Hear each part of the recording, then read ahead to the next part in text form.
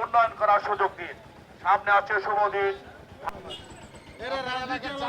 গ্রামীণ অবকাঠামো খুবই সঙ্গীন অবস্থা, রাস্তাঘাট খুবই জড়ো সড়ো সংকীর্ণ, কোথাও কোথাও প্রচুর রাস্তা নেই। মানুষের একটাই দাবি যে আমাদের রাস্তাটা করে দেবেন, এরকম মানে আকুতি, অনেক অনেক দুর্গম। মানে আর কোথাও কোথাও যে রাস্তা আছে, একটা গাড়ি গেলে একটা রিক্সাও যেতে পারে না, এরকম অবস্থা আছে গুরুত্বপূর্ণ জায়গায়। এগুলো আছে। চিকিৎসার একটা মারাত্মক ব্যাপার আছে। একটা হাসপাতাল আছে ভাঙ্গায়, স্বাস্থ্য কমপ্লেক্স 50 শয্যার, যেটা বেগম জিয়া 2001 বা 3 সালে এটা 50 শয্যা করেছিলেন। এখানে প্রচুর রুগী, বড় একটা উপজেলা, প্রত্যেক উপজেলা একই অবস্থা, সদরপুর চরবদ্রশনে তাই। তো তারপর একটা হাইওয়ে, প্রতিদিন দুর্ঘটনা ঘটছে, বেঘরে মানুষ মরছে। এখানে একটা ট্রমা সেন্টারের দাবি মানুষের দীর্ঘদিনের। এখানে ভালো কোনো স্কুল নাই, কলেজ নাই।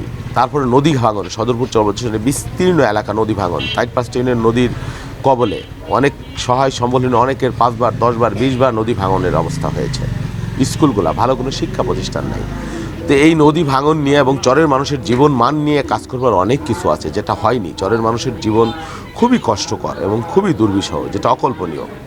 এই সামগ্রিক বিষয় আরও অনেক কিছু প্রয়োজন আছে। এখানে মাদকের ভয়াবহ একটা বিস্তার আছে, নানান ধরনের এই সংকট সংখ্যা এগুলো আছে। এগুলো নিয়ে অনেক কাজ আমরা এখানে আমি বলেছি, এবং কালকে আমার ভারপ্রাপ্ত চেয়ারম্যান এসেছিল, তাকেও বলেছি যে আপনি এটাও জানেন যে ফরিদপুর তো আসলে অবহেলিত। কী কারণে অবহেলিত? পুরনো 19টা জেলা, আপনি একটা জেলাও খুঁজে পারবেন না উইদাউট ফরিদপুর। 18টা জেলায় সরকারি বিশ্ববিদ্যালয় আছে, ফরিদপুরে নেই।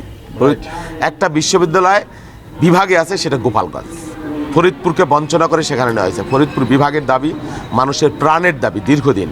বিগত সরকার গোপালগঞ্জে বিভাগ করার চিন্তা করেছিল পদ্মার নাম দিয়ে, মানুষ ফুসে উঠবে সেজন্য করতেও পারেনি, সেজন্য ফরিদপুরে বিভাগ করেনি। সিটি কর্পোরেশনের ঘোষণা শেখ হাসিনা নিজে মুখে পরিষ্কারভাবে দিয়ে গেছিল 22 সালে, সেটাও দেয়নি।